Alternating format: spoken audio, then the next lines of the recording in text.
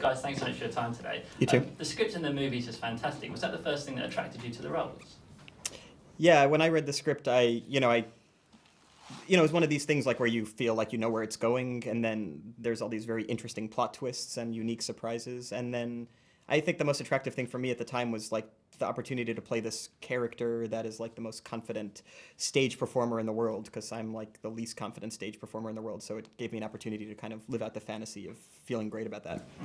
I'm exactly the same. I'm frightened of everything. I'm such a fraidy cat. And when I read the script and saw how brave and just sort of strong and fabulous Henley was at being this escapologist and this, she just owns it, I just thought I should play her because maybe it will rub off. Yeah, cool. And Jesse, I think you were first to sign on to the movie, so what was it like for you with the cast developing and this amazing cast starting to arrive after you joined up?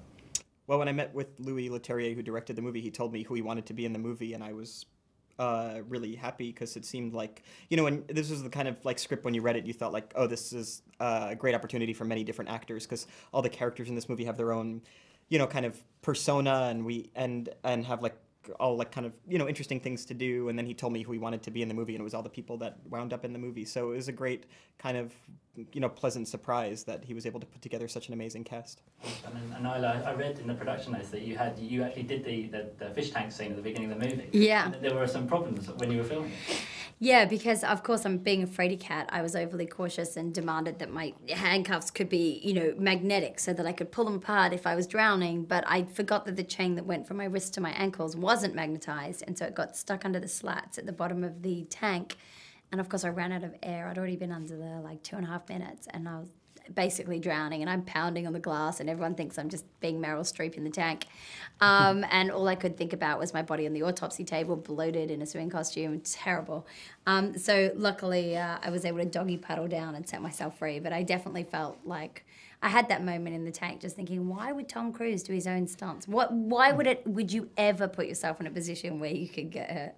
Yeah, and Jesse, the same for you was it's a stunt-heavy movie. What was it like doing these stunts yourself?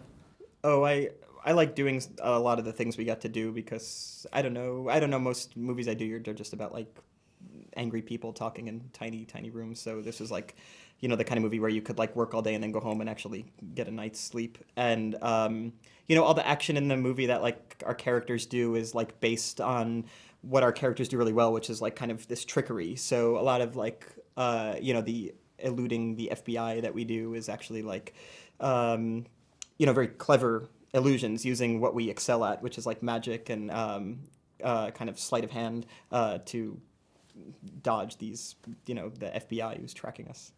And the Woody Harrelson character, the mentalist, I read that he actually learned how to do this hypnotism stuff and to actually, to do what his character does. Was he doing that on set with you guys? The whole time. It was so annoying. He'd be like, hey, Isla, think of a number between 1, and I'd be like, Woody, leave me alone. But he did have a funny moment where he thought he'd hypnotize Mark Ruffalo, basically, and Mark Ruffalo was just pretending, but it was just hilarious. I think the idea was like that he saw a color, everything was a certain color or something, yeah.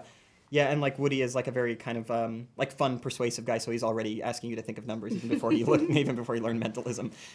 Just loves talking about numbers. And obviously this has got a lot of movie magic in it, but there's a lot of practical stuff as well. Were any illusions shattered for you guys while filming, or was it an exciting thing for you to actually learn how these magicians do what they do? I mean, it's so clever. Like the stuff that these magicians devise and the stuff that they devised for the movie is incredible. And every time we did something in the movie that seemed absolutely impossible, I would say, like, this is impossible. We shouldn't do this trick. Like, there's like a scene where like I take handcuffs off my hand, like throw handcuffs on Mark Ruffalo. I'm handcuffed and I, throw my hands in there on him. And then they explained to me very kind of step by step how this is possible to do. And so all this stuff that we did in the movie is like not only kind of possible, but very easily explained. And you had a little stint on Arrested Development recently. How was that going? Oh, that was a wild experience. I loved every single second. He's a genius, Mitch. He has a roadmap of that story in his head, and he throws out improv for you to do, and I loved every single second. Awesome. And what's next for you both? I'm doing like a play in New York City. that he wrote. Oh, with Vanessa Redgrave. Yeah, Is yeah. that right? Yeah, no, Yeah. fantastic. It's got great reviews. I'm doing. I have a movie out with Jennifer Aniston and Tim Robbins called. It's an untitled Elmer Leonard project. Fabulous. Thanks so much for your time today. Thanks a lot. Thank you.